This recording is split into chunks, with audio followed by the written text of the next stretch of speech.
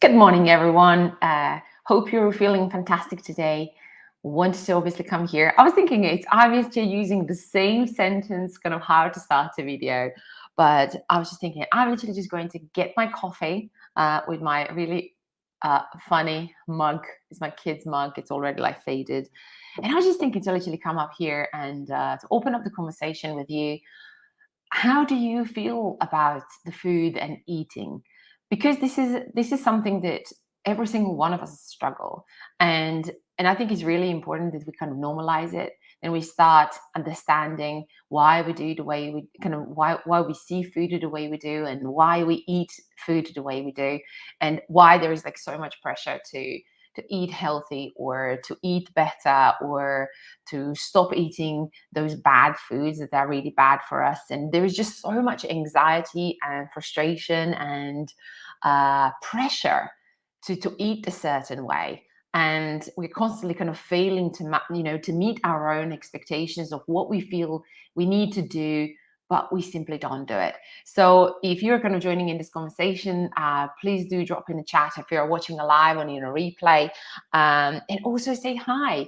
And what I'd really like you kind of to start literally just getting involved in kind of in conversation about this, because while while we need to eat food all day, not all day every day, but we need to eat every day of our life, and I feel it's really important that we come to feel at peace with how we eat, and also be at peace with food in general.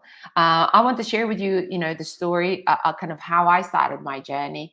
I'm coming from a family where my mom loved cooking. She still loves cooking, and she literally cooks from 5 a.m. till she goes to sleep. The food is constantly available. There is always cakes and, let's say, very tasty food around, and there is always so much food available. And I think it's kind of, I was kind of coming from from that idea that I'm kind of, when I was young, that so many aches and so much really heavy food to digest. I kind of started obviously even experiencing stomach issues. Stomach issues now, when I look back, this is basically all based on anxiety, life and stresses. And so anyway, kind of, I really started being like very anxious about, around food. And I always say I hated handling food. I hated everything that it kind of was involved with cooking. The kitchen for me was always kind of, I don't know, the place that I didn't want to be. And so to me, kind of to put in my head, oh, I need to eat healthy for me to, to feel better or to improve my stomach issues. I was 20 when I was diagnosed with chronic gastritis, or chronical, I don't know how it's in English, gastritis. And when I went to have the camera up my throat and down my stomach, the doctor basically said to me on the table that I had an ulcer burst, that it was a scar from the ulcer.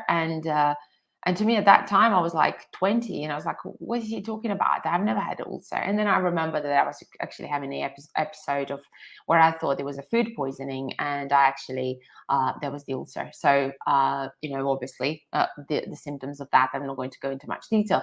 But anyway, so through my whole life, there was constant pressure for me to eat well.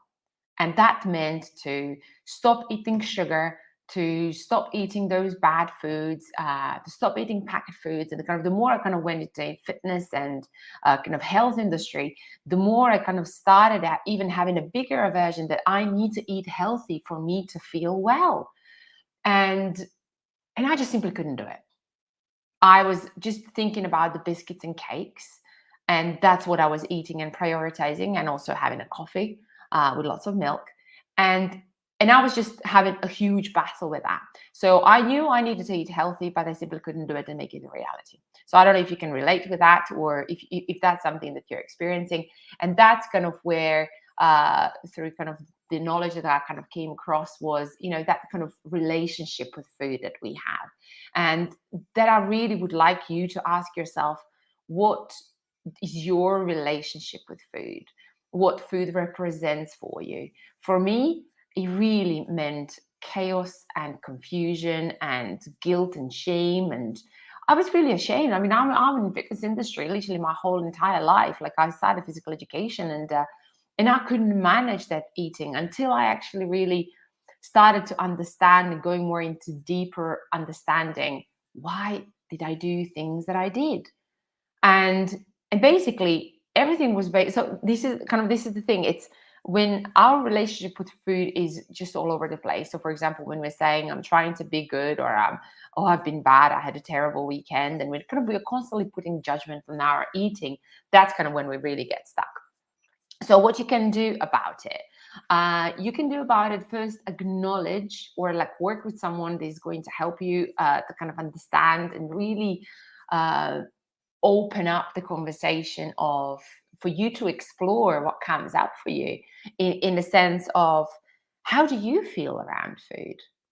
What do you feel food does to you if you, let's say, act a certain way? What do you feel is going to happen if you eat a certain way? Is that true or false? Is that fact or opinion? And that you're kind of able to kind of go more into details to actually understand, why do you feel you are eating bad in the first place, or why is that bad for you anyway? And when you start actually having the understanding, kind of what is the goal, if the goal is to feel well, if the goal is to, let's say, to maintain your weight so that you kind of stop yo-yoing, is that to, to start installing a better eating habits, such as stop skipping meals and stop overeating at night. So this is really important for you to understand. For all of that, it requires the understanding. It requires for you to become aware of it. And also, there are the ways how you can manage all those things. But nothing happens until you really understand, why do you feel you should be good, or why do you feel you should stop eating cakes? Because if actually, I'm just going to say to you, down to everything is the balance. So the balance, it works for you. The balance, it works for your lifestyle, for your family, for the way how you live life. There's no formula for you or for me or for anyone else out there. Anyone who can, we can follow someone else's template, but actually, in reality, is if you find what works for you the best, and kind of move out, those beliefs that, let's say, eating certain ways is going to damage your health. But if you're looking your life as a whole, so let's say if you're eating well but without the movement, I'm going to say that isn't kind of really healthy approach, because your body requires movement, but also your body does require, let's say, more kind of nourishing and better nutrition. But in the absence of both, your health is, or your physical health is going to start to struggle. So I want you to kind of start looking that nutrition itself isn't the main thing that is going to improve your health. It's everything that you do around it. So it's how you talk to yourself every day, how you're managing your emotions, how you're managing stress, what is your daily routine. Are you cluttered with loads of different things? It's causing you so much stress. Kind of, can you like start looking things that you actually maybe start saying more no? Is that the kind of, what's your sleep routine, kind of bedtime routine? What is your movement during every single day? So, and then also comes, the nutrition as well. But if you can see it, it's not the main thing that if you just change the nutrition, that everything else is going to change, because everything together creates the feeling of well-being and feeling of happiness. Lots of people are going to say, they feel really healthy but they feel unhappy. Why? Because their mind goes to to keep searching for things that they're feeling unhappy. But this is a completely different topic. But this is the thing that I just want to tell you, that when it comes to, if you're feeling anxiety and just the pressure about food and your eating, it really comes down to your previous experiences, the knowledge or the information that you've gathered along your lifetime that created really strong opinion that you feel like what you should be doing, but might not be, it might not be suitable for you. Because I'm going to say to you, if you don't feel peace with food and you're eating, that's something really you can work on. And when you achieve, or when you feel at peace with your food and your eating, that's when food becomes completely, like you are, like me now. I don't think about food all day long. I literally think about food when I'm hungry. And it is just a completely different life. I don't go somewhere and thinking, oh my God, this food is going to be there. No, I'm just thinking I'm going to go there to have a great time. Or like when I am finishing my workout, then I'm just literally listening my body. Am I hungry or not? Do I need food or not? I'm not anymore as before. It was literally I was occupied with food all day long. And it really affected my whole entire life because everything was based what I need to eat, how much I need to eat, what I look like, how much I need to lose. And it was just too much. But I'm just going to say that if you would like to kind of know more about it, I'm doing this Friday, the live workshop. I'm going to put in the comments below, or actually it's in this link. Let me just put the link here.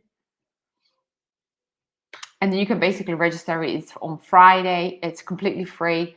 It's through the Zooms. It's going to be kind of like the lecture, the presentation, and also that you can ask any questions and just kind of to see how differently can you start looking at foods to go really start feeling at peace with that, because you definitely can do it. So this is it for now. I'd really love to hear from you. How do you feel about food? Do you feel anxiety? Do you feel constant pressure to try to be perfect or try to be better? And how is that working for you? So let me know. Ask me any questions if you have any questions to ask. And I'm wishing you all a great day. And hopefully, I'm going to see you on Friday between 12 and 1 p.m. UK time. And if you know anyone who can benefit from it, please do pass them the details on. But for now, I'm sending you lots of love, and I'll speak to you really soon. Bye bye.